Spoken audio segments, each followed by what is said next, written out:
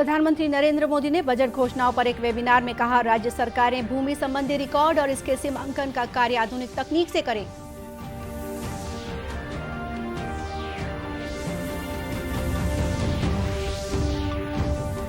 दंतेवाड़ा जिले में माओवादियों ने मालगाड़ी रुकवाकर इंजन में लगाई आग। किरंदुल विशाखापट्टनम रेल मार्ग बाधित रहा।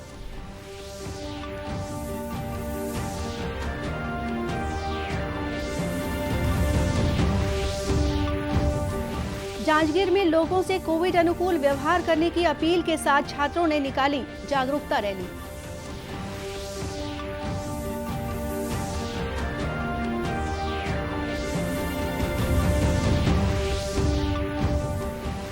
और छत्तीसगढ़ में फिर बारिश के आसार बने। अगले 24 घंटों के दौरान सरगुजा और बिलासपुर संभाग के जिलों में बारिश की संभावना।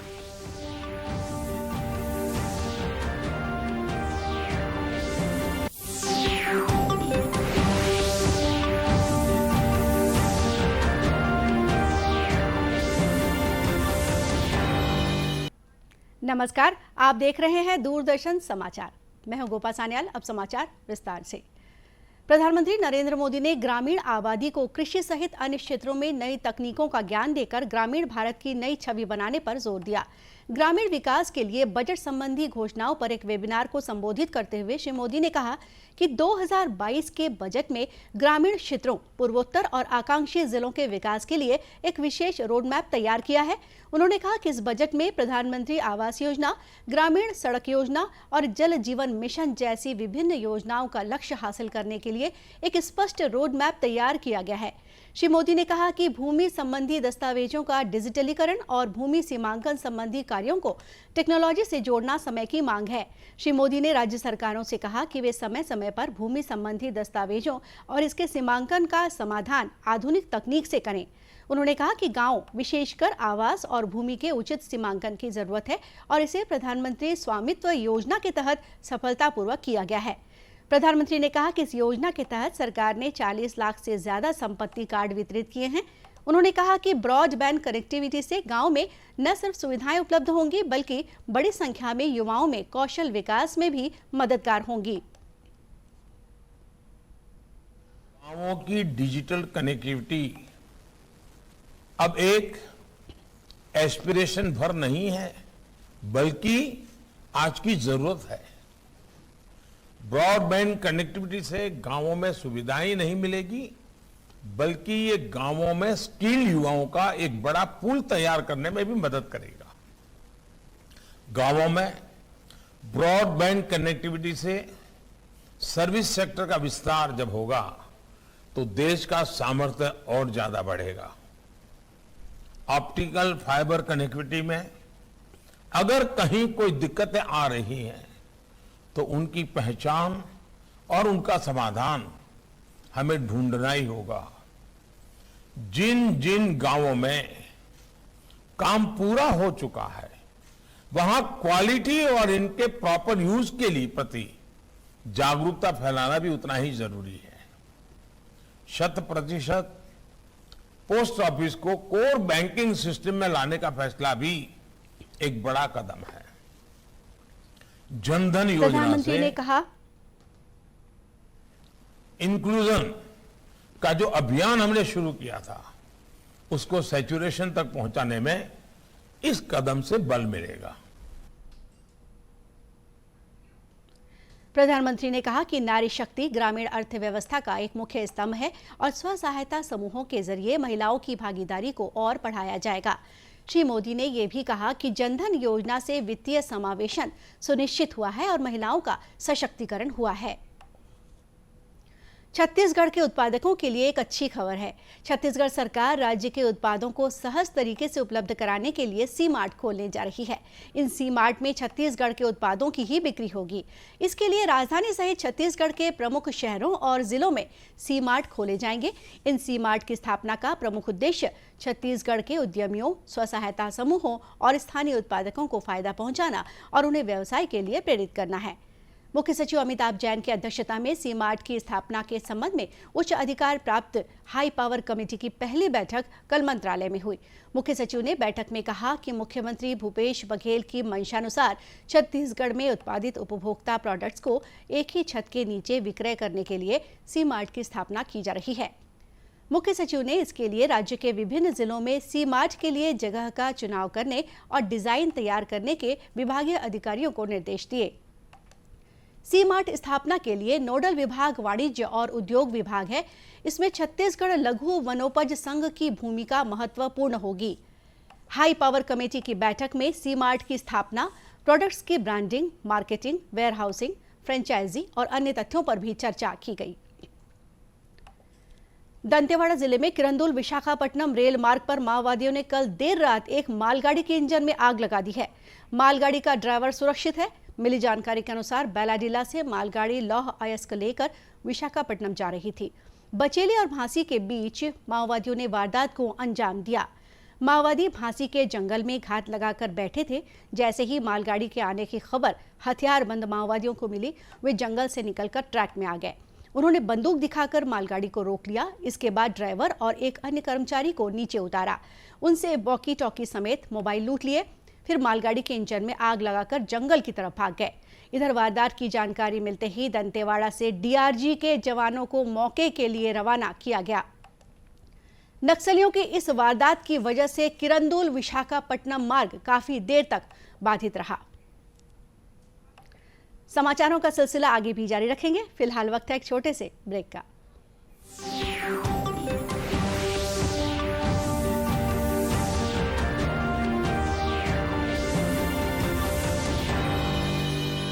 देखिए, अगर आपको रिजर्व बैंक ऑफ इंडिया या किसी संस्था के नाम पे बिना मांगे बड़ी रकम जैसे कि लॉटरी हो, टैक्स रिफंड हो का ऑफर मिलता है तो उस पर बिल्कुल भरोसा ना करें। रकम को पाने के लिए ना तो अपने बैंक अकाउंट की जानकारी शेयर करें और ना ही कोई धनराशि जमा करें। ऐसे जितने भी मैसेजेस हैं उनको आप बिल्कुल अनदेखा कर दीजिए, क्योंकि आरबीआई कहता है जानकार बनिए, सतर्क रहिए।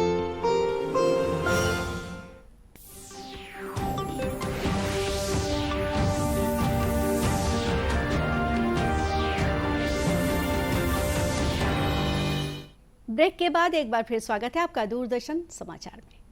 कोसा उत्पादन में देश में प्रमुख स्थान रखने वाले छत्तीसगढ़ के पारंपरिक मनमोहक रेशमी कपड़ों ने राज्य को विशिष्ट पहचान दिलाई है। राज्य में कोसा उत्पादन के मामले में कोरिया जिला भी अग्रणी जिलों में शामिल है। जिले में पिछले वर्ष की तुलना में इस बार 4,27,000 नग से अधिक कोसा उत्पादन हुआ है।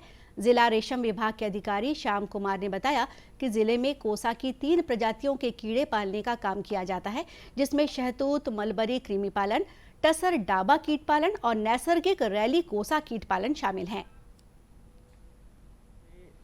टसर रेशम केंद्र कोरिया जिले में 14 है और मलबरी रेशम जिसमें शहतूत कीट पालन किया जाता है वो 2 हैं।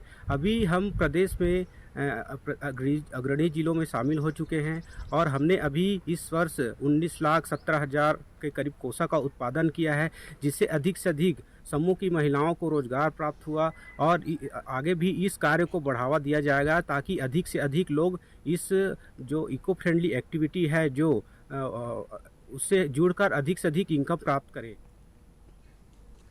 बैकुंठपुर विकासखंड के जामपारा कोसा उत्पादन केंद्र में रेशम महिला स्व सहायता समूह की 70 महिलाएं रेशम उत्पादन का काम कर रही हैं। महिलाओं ने अब तक 3 लाख रुपए का शुद्ध लाभ अर्जित किया है।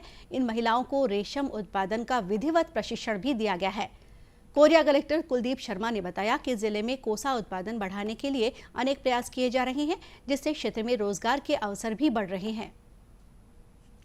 विजिट किया गया है और वहाँ पर किस तरीके से प्रोडक्शन हो रहा है और किस तरीके से वीविंग का कार्य हो रहा है उसका निरीक्षण किया गया और उसकी संभावनाएं तलाशी गई कि किस तरीके से उसमें बेहतर किया जा सके। हाँ, और हमारी कार्य योजना ये है कि इस वर्ष जो हमारा प्रोडक्शन रहा है अब तक उसको डबल करने का हमारी प्लानिंग है।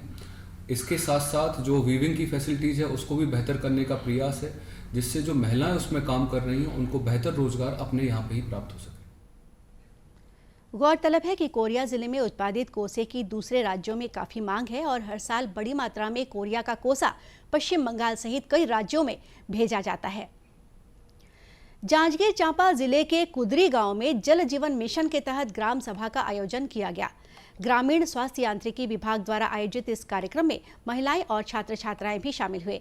इस दौरान लोगों को जल संरक्षण के लिए प्रेरित करने विभिन्न स्पर्धाओं का आयोजन किया गया। छात्र छात्राओं ने एक रैली भी निकाली और जल जीवन मिशन अभियान से लोगों को जोड़ने की अपील की। इस दौरान ग्रामीणों ने जल का परीक्षण भी करवाया। अधिकारियों ने बताया कि गाँव में जल की गुणवत्ता काफी अच्छी है। जल सभा में उपस्थित गांव के वरिष्ठ ग्रामीणों ने जल के महत्व को बताते हुए अपनी बातें रखी और जल संरक्षण के प्रति लोगों को जागरूक किया। वहीं स्कूल के शिक्षकों ने लोगों को जल ही जीवन है का संदेश दिया।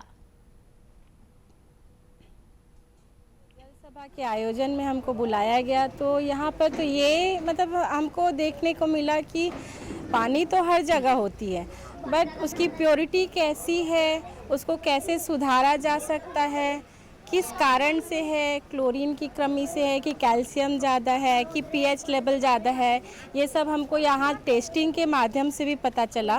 और मेन उद्देश्य यहाँ का ये था कि जल को कैसे बचाएं, तो उसके लिए एक छोटा सा यहाँ पर बच्चों के द्वारा प्रतियोगिता, उसमें गांव के लोग भी सहयोगी बने।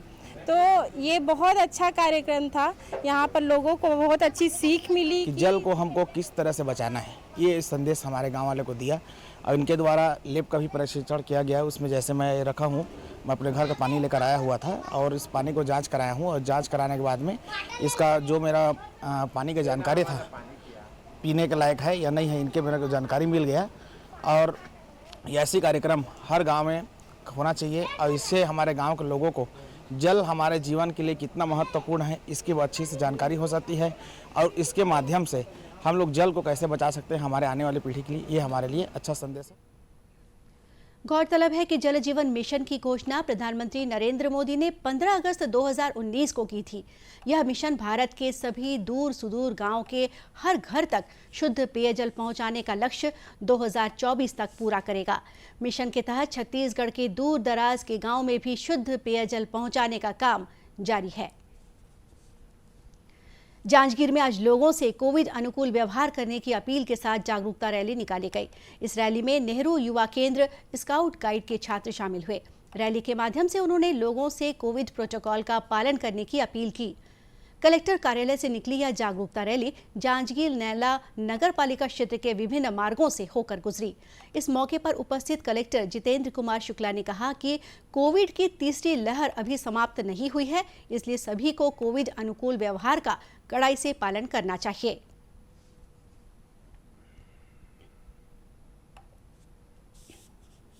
ये बच्चे एक अच्छा संदेश लेकर के जा रहे हैं रोको टोको के माध्यम से, इस अभियान के माध्यम से, कि जिन लोगों ने अभी तक वैक्सीनेशन नहीं कराया है उन सभी से ये आग्रह करेंगे छोटे छोटे समूहों में कि कोरोना से बचने का जो उपाय है वो सिर्फ वैक्सीनेशन है, तो उसको ज़रूर कराएं।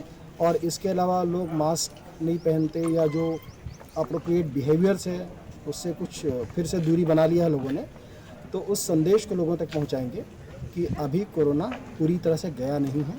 जब तक इसका अंत ना हो तब तक हमें इससे बचने के उपाय को लगातार अपनाते रहें। छात्रों की ये जागरूकता रैली आगामी 1 महीने तक जांजगीर चांपा जिले के शहरी और ग्रामीण क्षेत्रों में लगातार निकाली जाएगी। और अब मौसम। छत्तीसगढ़ में फिर बारिश के आसार बन गए हैं। मौसम विभाग ने अगले 24 घंटों के दौरान सरगुजा और बिलासपुर संभाग के जिलों में बारिश की संभावना जताई है। मौसम विभाग के अनुसार अगले 3 दिनों में न्यूनतम तापमान 4 से 5 डिग्री सेल्सियस तक बढ़ सकता है। रायपुर मौसम केंद्र ने बताया है कि पश्चिमी विक्षोभ के प्रभाव से एक ऊपरी हवा का चक्रवाती घेरा दक्षिण पाकिस्तान और उससे लगे राजस्थान के ऊपर बना हुआ है। इसके असर से प्रदेश में हवा की दिशा दक्षिण हो गई है। अब बंगाल की खाड़ी से नमी युक्त हवा आने की संभावना है, जिसकी वजह से सरगुजा संभाग और उससे लगे बिलासपुर संभाग के जिलों में 1-2 स्थानों पर हल्की वर्षा होने और बूंदाबांदी की संभावना है। अंत में मुख्य समाचार एक बार फिर। प्रधानमंत्री नरेंद्र मोदी ने बजट घोषणाओं पर एक वेबिनार में कहा, राज्य सरकारें भूमि संबंधी रिकॉर्ड और इसके सीमांकन का कार्य आधुनिक तकनीक से करें।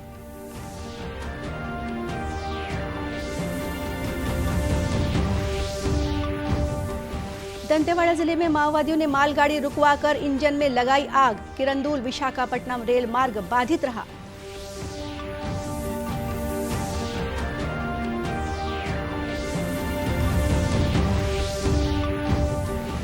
जांजगीर में लोगों से कोविड अनुकूल व्यवहार करने की अपील के साथ छात्रों ने निकाली जागरूकता रैली।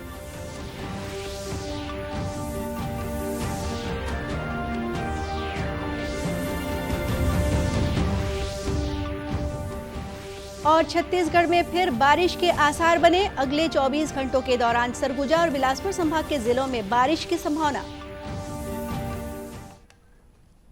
और इसी के साथ ही समाचार बुलेटिन यही समाप्त हुआ। नमस्कार।